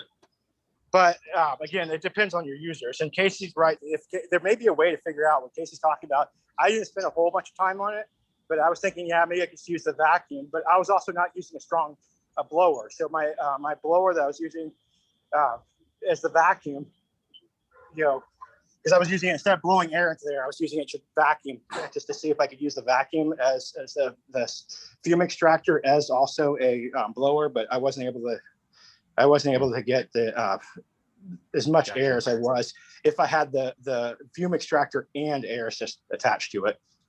Gotcha. So it depends. Yeah. So, but there's got to be some way to do that.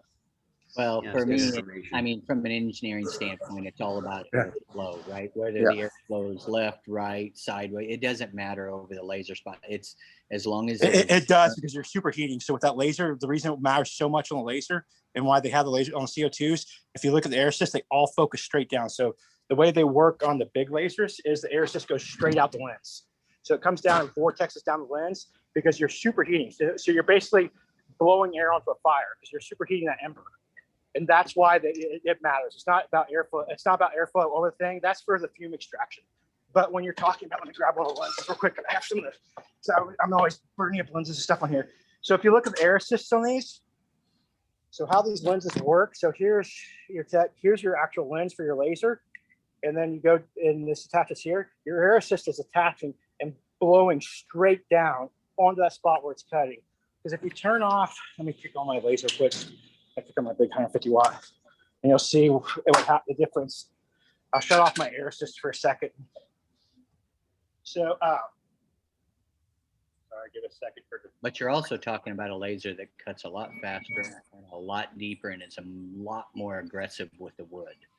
But with the 7 watt, I got really good. When I put the air assist on 7 watt like that, when I did a focused, huge performance boost. Yeah, my thought is I mean, I have 800 CFM of airflow that moves. Oh yeah, that would be really good. So that moves through a 3-inch port, right? I think no matter which way the laser's going, no matter which way what it's doing, it will definitely assist with that. But my concern is 850 CFM is too much. I mean, that could just flare up. Right. So I actually have a metering device on my vac, so I can actually slowly close it and find that sweet spot. If you're just going to use like a dust collection system to work as A, air extraction, and B, air assist, what is that sweet spot for the CFM? What do you need? Can you use just a regular shop vac at 200 CFM? Or do you need a bigger shop vac, something that's 400, 450, or 850? Those things, you know, you can do the math all day, but until you actually do it on a piece of wood, I don't know. Well, then you'd be perfect person to test with too, Casey, because I've been testing this for a while, and yeah, it's so I was able to get some cuts. Like here's one of the sheets. I was able to get some cuts through with air assist. Yeah. So that, I mean, that's I'm good. gonna try. Yeah. Is that a diode? Is that a diode laser there that you? That's diode laser. Yeah, on that one. Yeah.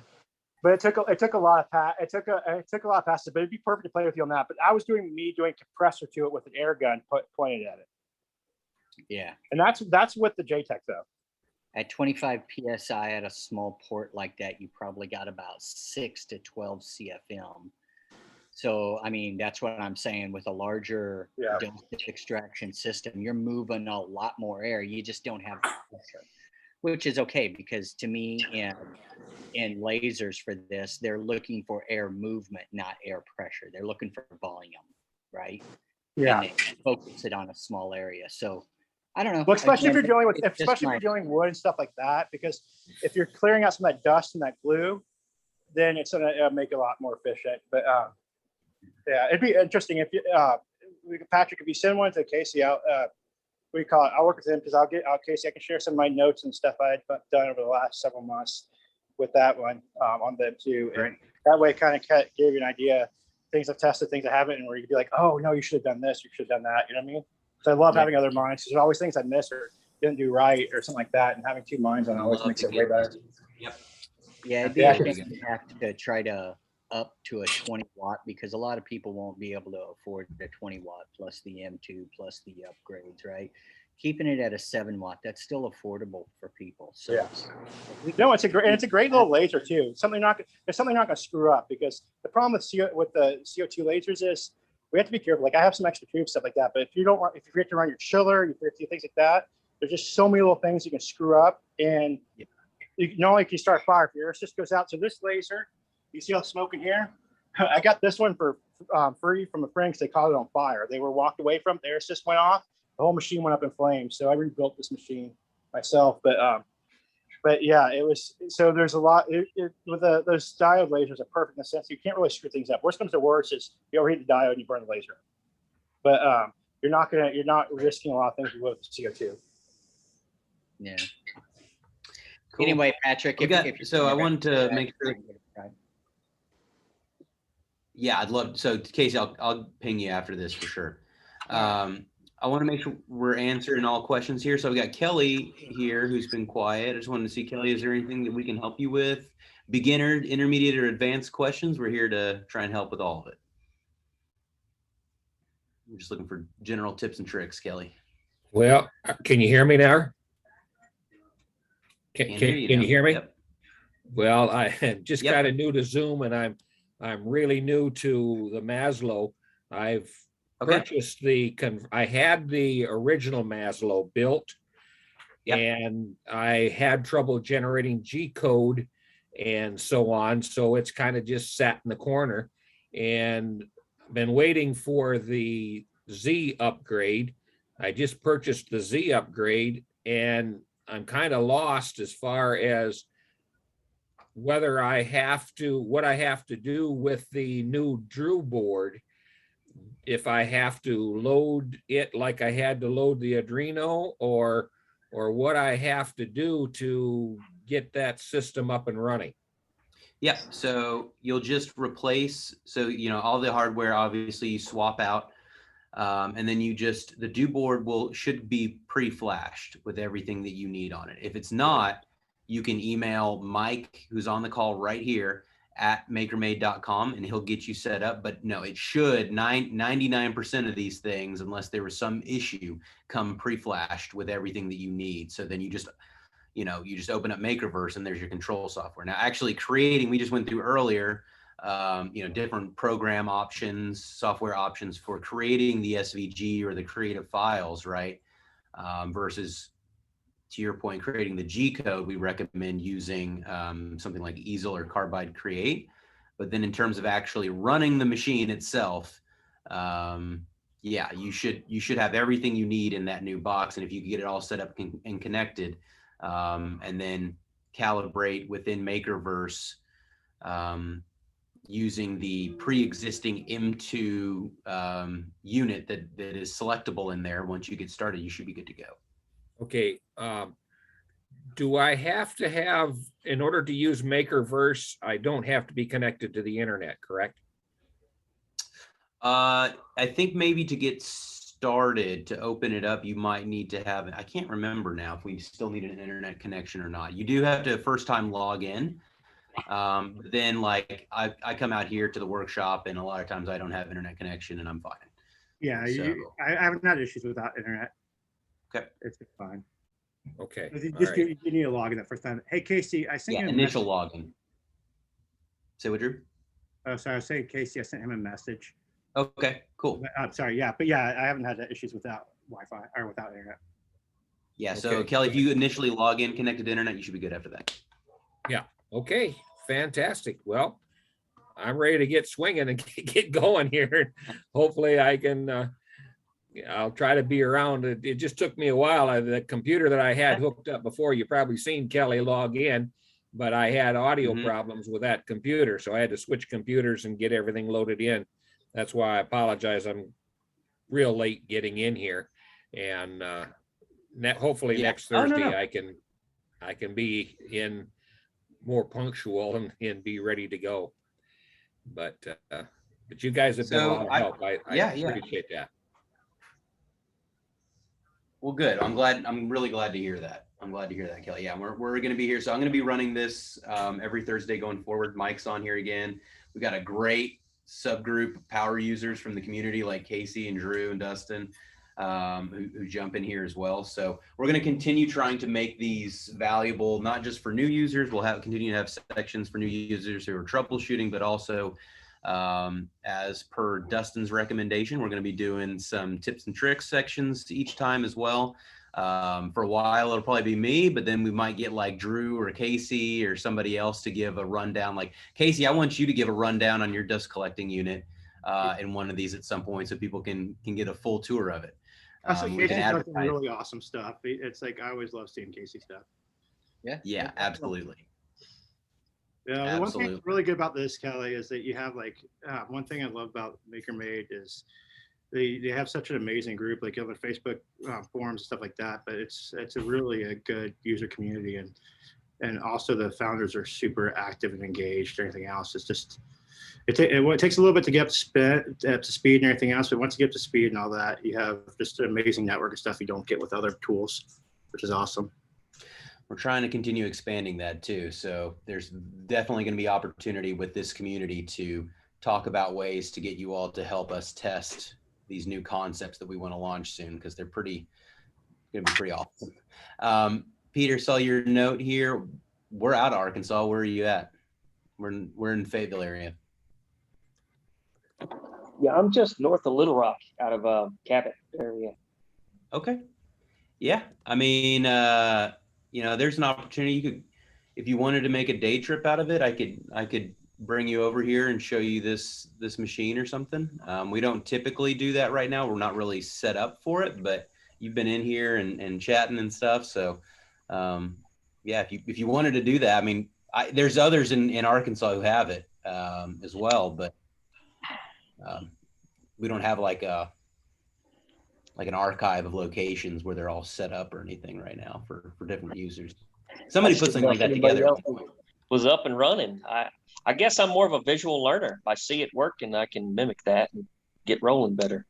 Yeah, absolutely. Yeah, just let me know. I mean, it's an option. Okay, will do, man. Thank you. Yeah, absolutely.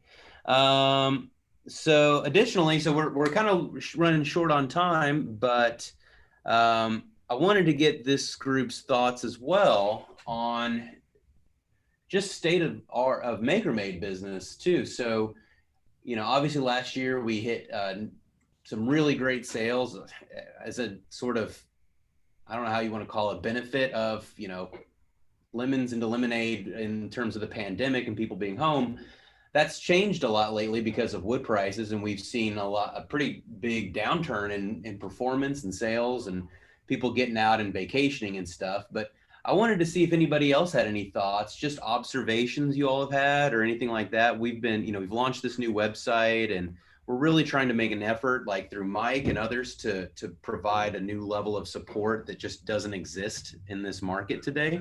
But I wanted to get thoughts from y'all on either if there's things that you see that may be other factors contributing to a downturn, or ideally, if you have thoughts on ways that would be helpful, that would be, if you were, still looking to make a purchase on this unit, what would be something that would be helpful that you didn't get, that, whether it's a demo from Mike or it's information from users or what, that would say, hey, this helps me understand that this is a viable option for me.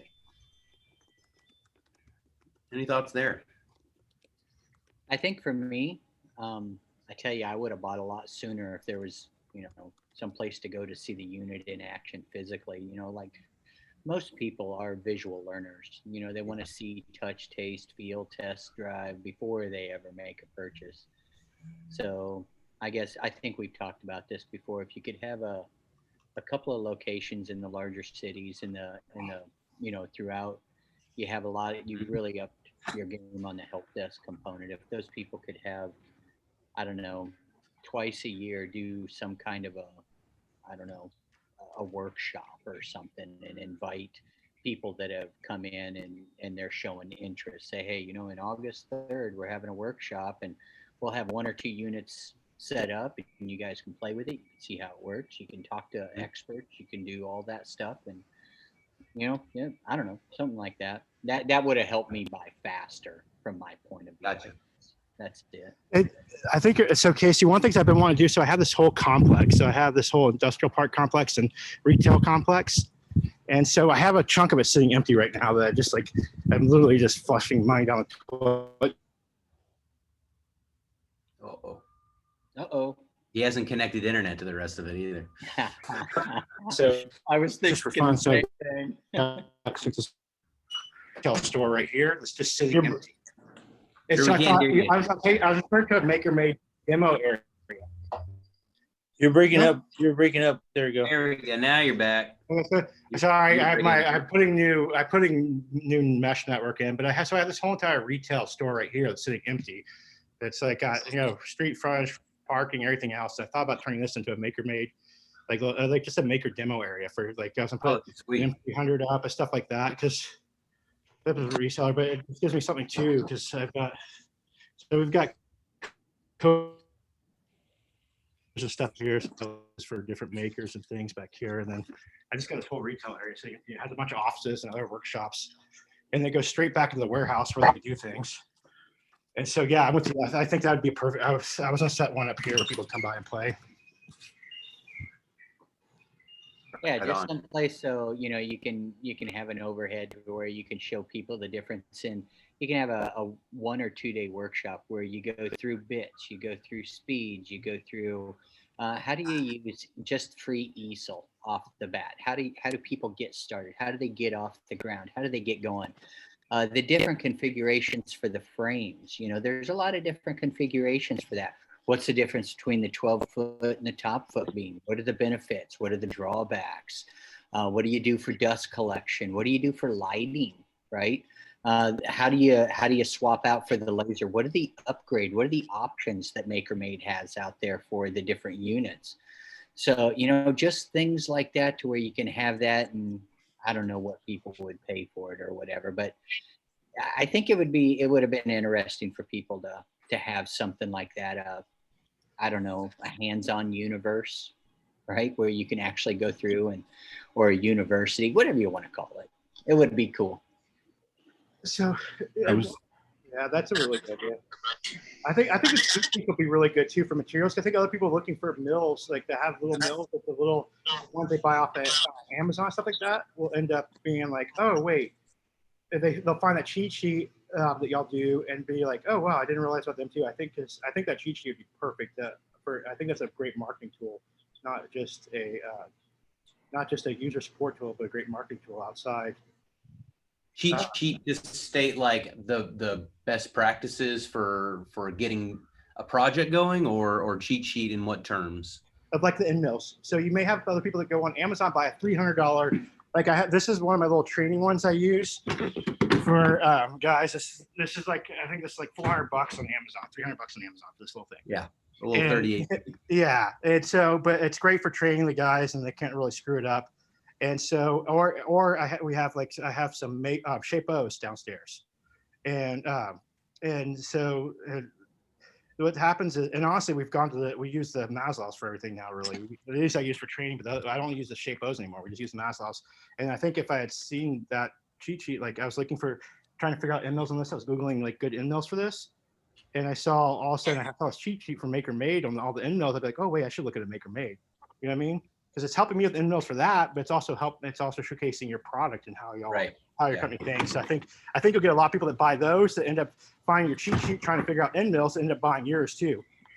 Yeah. So yeah, exactly. So one way we're looking to reframe our education or our marketing material is through education like that. So if we can, while we're telling them what this product is or what it's there to do for them, and they go by the end of it, they're like, well, now I just intuitively know the difference between a bullnose bit and a flat end bit, right? Then that's great. Like, and that gives them confidence in themselves, which gives them confidence in us and confidence to pull the trigger on the product. Yeah, So, and I totally agree. If you have those workshops, you can have an advanced workshop that shows, tips and tricks on using those bull noses to do advanced carving and things like that. The V bits, most people just start out with a standard pack, the regular flat end mills that you have, but eventually they'll get just like everybody else. Well, I wonder what happens if I put a bull nose in here. I wonder what I do. And then they learn about, I can do offsets. So I can start making things that are actually shaped around instead of just a grooved cut in something. Just things like that. I mean, to me, it's all knowledge. It's all workshop material. And as people grow, and if Maker Made is the one that's helping you grow, that's where you're going to come back to buy. Right. That's my 2 cents, because I tend to stick with the companies that help me learn. I'll spend money with them. I won't go out to Shapeco or somebody like that, because they don't give me anything. They give me a product and then they walk away. And to me, that's not a value add as an end customer. That's exactly why I become an evangelist for Maker Made, because I even have the Langmuir Systems CNC down there, the Plasma CNC down there. I have a pretty much the main open source. I have Maku and stuff like that. None of these companies offer. We have 60 3D printers throughout this building. Right? You can name about 60 printer, and a lot of them we have just because they've been dumped on us because people got frustrated and had no support. And so we have so many maker bots, which are a piece of crap. I tell people, do not buy a maker bot for anything. But what do you call it? But yeah, and they're like, oh well, I can get a cheaper Creality Ender or a Prusa, and it's like, okay, but good luck. And they get frustrated with them. We have so many Prusas and Crealities or Enders because we have they got frustrated. They had no support, and so I think you're right there. Yeah. And so it's one thing we could do if you do the workshops. Like I have that whole space, Patrick. Like if y'all come with the workshop on it, we can beta test it here. Like we've got an area for it. And I have a 20-foot signage. I have 20-foot by 10-foot signage, roadside signage. It's just sitting blank right now because I put sign up on the other side of the building, but I haven't put it on the other. And we've got 60 parking spots. So I've got a 60 parking lot. So people park and everything else. What that really lent. Oh, go ahead, Dustin. Sorry. I was also going to recommend if you're looking for outreach, maker spaces would be a good place. I don't know if you have the capability of donating equipment to them, but if you can find some good high quality maker spaces around the country, you might be able to donate one, have them learn how to use it, and then the people that are coming in to start using it, they'll see it and they'll start buying them for themselves. And I think the other thing that to both those points is that if we can partner with like a maker space or somebody like Drew and Can Opener around, like that gets into like an affiliate situation. So we used to have somebody out of say Alabama, and he had a machine set up in his like he licensed out like True Value or some, you know, some wood shop, or I can't remember what the brand name, it might have been True Value, but anyway, he was doing he just had an M2 set up in the back, or a Maslow set up in the back. It was a jumpstart kit, and people would come in and go, what's that? And he'd give them a demo, and he was probably selling 10 units a month at one point, just hammering them out the door. And we had a reseller agreement set up with him. I don't know what's happened since then. I think he's moved on to other things, but it seemed to be really successful. And that's a model I really that we want to just get going. Because I think I'm with you on that. And like I've got the reseller agreement set up with you on everything else. I just haven't had a chance because I had to kick a partner out, the bad partner out. But so it kind of sidelined some of my plans. But yeah, I think it'd be prime. So yeah, you're right. People want to see it. And the 300X is a really great example of that, right? It's a $1,200 printer, which is a large chunk of change, but the value that it brings is what everybody in 3D printing complains about. Like you go and look online and go, what would be the ultimate 3D printer? And there's all kinds of YouTube videos out there. Those are what we use to build this thing. The problem is that somebody who's new to 3D printing doesn't know all those challenges that are going to come with 3D printing until they buy that shitty 3D printer and then go, well, I have no support. It doesn't do the thing I expected to do out of the box, right? Yada, yada, yada. And that's when they go, oh man, I wish I had known. I had somebody like Can Opener around or Casey to be like, look, you want to, you know, be smart about what you choose when it comes to these items. It's going to be worth it to invest the right kind of dollars. It's just that these are features in our 3D printer, and especially, but also in the M2, that are hard always to articulate for somebody who isn't seeing it in person or doesn't know those challenges ahead of time. Well, I joke that's my most expensive piece of furniture right there. That's my $45,000 coffee table, my Object 30 Pro. It's it's a Stratasys. It's a nightmare to use. It's beautiful for certain things, but it's like the only thing I use is the washing, the post processing system. We use that for other things, but yeah, it's like there's things in there that like you can do that.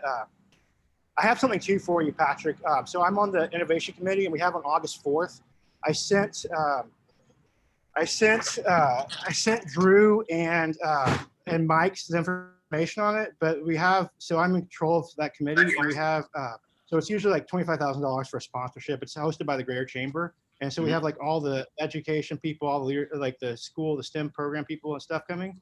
And so, and a bunch of the innovation committees for different fee and stuff.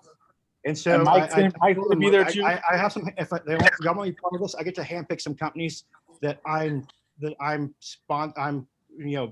writing off their sponsorship.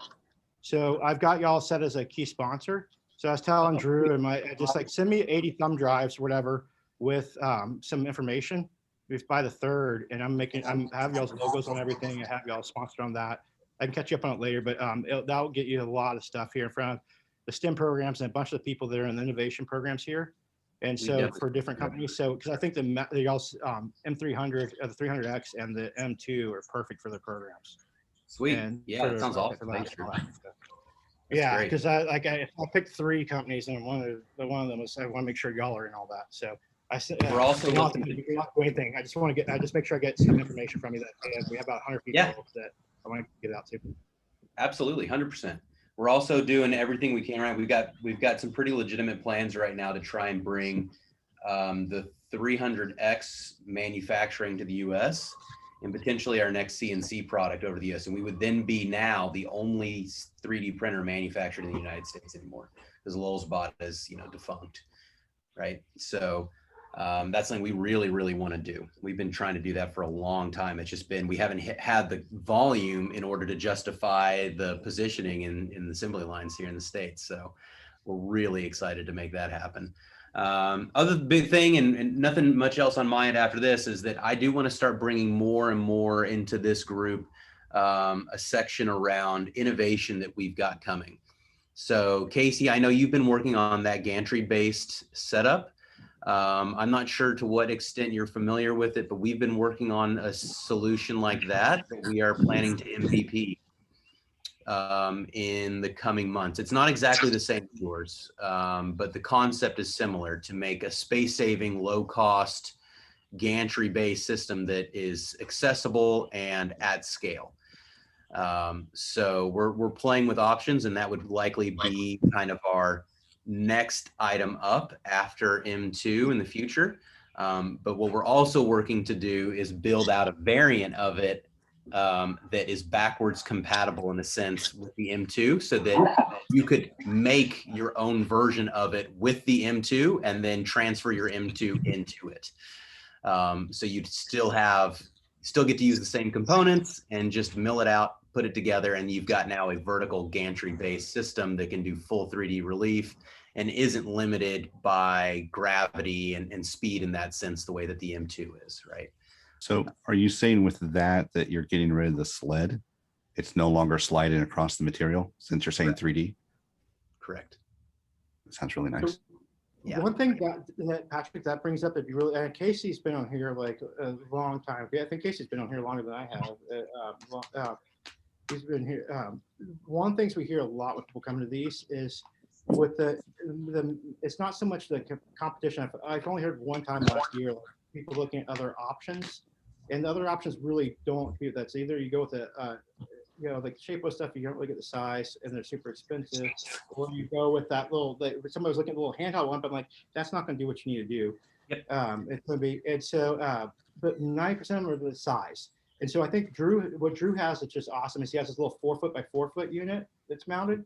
I think if y'all marketed that too, that, hey, you could do the smaller one, because everybody's worried about space. Seem to get everybody that comes in is worried about space. And so your gantry unit would be perfect for that. But you could also, if you marketed the fact that you can make a 4 foot by 4 foot, you'd be going straight after Shapeo and everything. Yeah. Because, and I think, and you don't do anything else. There's no new product developed or anything like that. You start marketing and taking pictures of the Drews and stuff like that, and showing that 4x4 for people that want a smaller area. And even, so I've got it set up here too. Do you? Wall here. But I call it a 2x4, which is, so because I know with the 4x4, you're getting close to the ends, the limits of accuracy at that point. So to me, most people who are using it, right, like a 2x4 foot sheet does not fit in an X-Carve or a Shapeoko right now. Like it's like a 3 foot by 3 foot, right? So like it's already like a really awkward size that you already have to cut down or do a smaller sheet. So if you consider like the 4x4 model more or less a vertically oriented or a portrait versus a landscape oriented 2x4 foot area, that you just go pick up a 2x4 foot, you can put in your Corolla, right? And then mount that thing to your wall. That's what we're trying to get to with that mini one. That you're right. And we get a lot of questions about that, Drew, all the time. The reason for potentially moving to this wall mounted gantry based system is everything about MakerMade's mission is to collapse the distance between like creative ambition and physical potential in the real world, right? So all those layers of like design and then like expertise and then space and cash and all those different layers of things that come together to make this really inaccessible for a lot of people. We're trying to collapse that as much as possible. And so the trade-off, to your point, Drew, the trade-off that always exists out there right now is between like capability and price, right? So you've got like on one end, you've got Glowforge, like super capable and accessible, but also not very big in terms of what it can do. And it's like $6,000 to $8,000. And on the other end, Glowforge around here somewhere. My Glowforge is like, and honestly, we don't use our Glowforge much anymore. And now with the main laser, it's not even worth. It's not even, their price is not even worth the price versus the other one. But a lot of people still buy it because it's a much more accessible version of a laser than just about anything else. Then it is the standard bearer in terms of like CNC tech right now, in terms of user friendliness, right? But it's $60,000.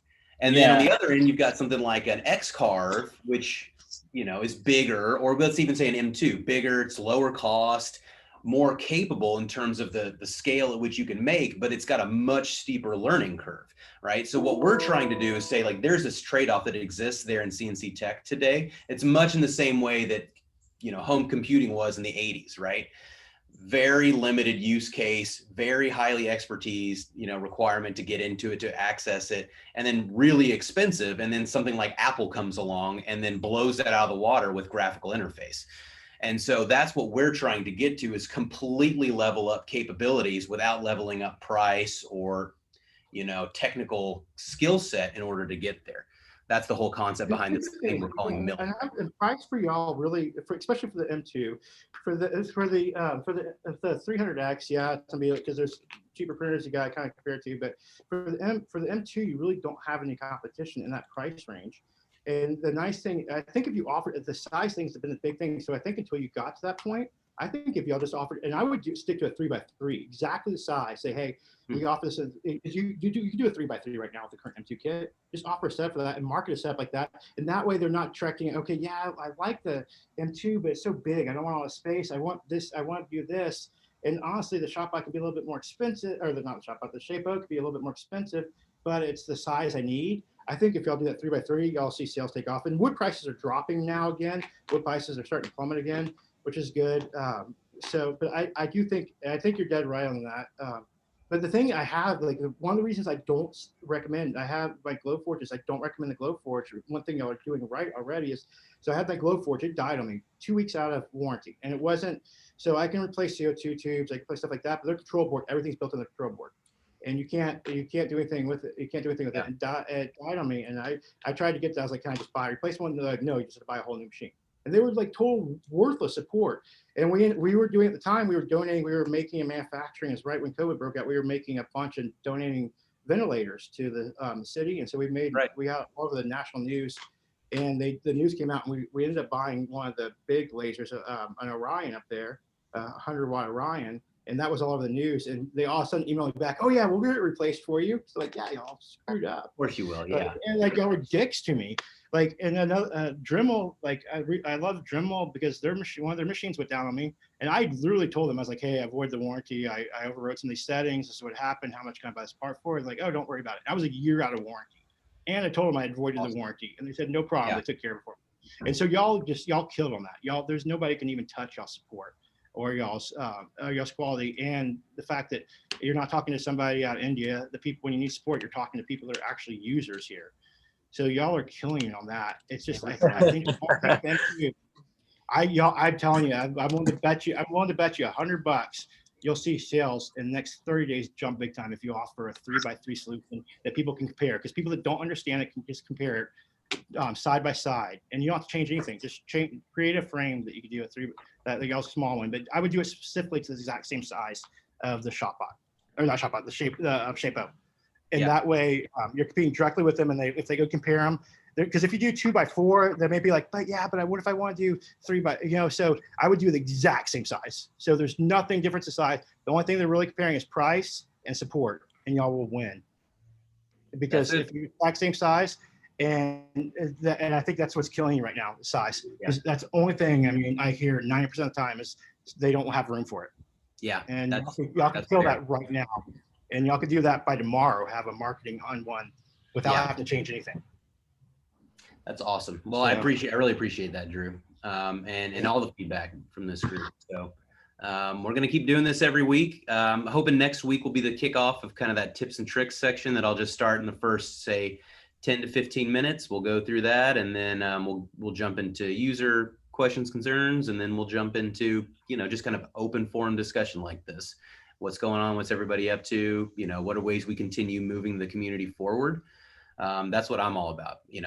Vision that we've got in the future is one that Casey and Drew are really like, trailblazing right now, where we have this robust marketplace where people are selling projects, but they're also selling the end product at the same time. And that, Casey, you've got 100 orders for the units you're developing, and that, Drew, because he's got 3D printers there, he can offload some of that production, and he gets 75% of that sale, and you get 25% of this, this really robust situation. And then, we've got people iterating on the design of the M2 and other units and get royalty for that innovation, because we just end up baking it into the product. Like, that's the level of robust community-based innovation and profit sharing that we really are going to try to bake into the market and the forums and just the whole product going forward. So this is the kind of group that we need. We're going to keep relying on y'all to help us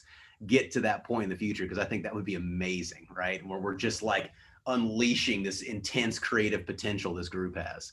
Super cool stuff. Well, Casey's definitely the power user testing everything.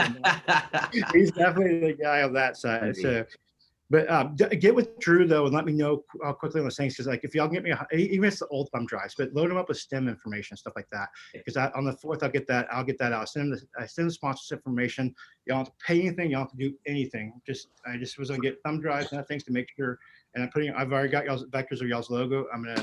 So there's but thumb drives will be awesome. You'll have some thumb drives that I'm gonna put in, give to all the attendees and everything else. Sounds good. Yeah, absolutely. We would happily ship out thumb drives in order to get that kind of awareness. Yeah, and I'll be out there. I'll be out there also, Patrick.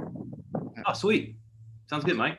Awesome. Yeah, I'm trying to get him hired for his photo booth to come out there and do that. So nice. Because it's usually a big corporate thing. Like we have Boeing, like the director of SpaceX is coming. It says he's one of our speakers. It's cool. but it's like but I was like, I don't want it corporate. I want to focus on some of the really cool small companies. And so I used to be super corporate. I know the way you'll see me now, I look rough, redneck, but I used to always be suit and tie. I literally worked at the Empire State Building for a year. Oh, wow. Yeah. Now I'm wearing tie-dye in a workshop. I know. I like your Maker Made shirt. I'm like, hey, I got the white one upstairs. I made tie-dye it. Yeah, we did this. We had our team retreat here. We finally had everybody come in. Mike came in and everything, and we did tie-dye for an evening. It was a lot of fun. I tie-dyed some pants, some jeans too. That worked out really well. So it's fun. Cool. Guys, thank you so much. I got to bounce. I got some team calls to hop to, but thank you all so much for this. I hope to see you all next week. Yeah, Casey, message me your number. Casey, message me, Casey. I sent you a Facebook message. Respond to my Facebook message. Okay. Yeah. Okay, I'll talk to you later. Bye. Later, guys. Bye. Hey, man. Bye.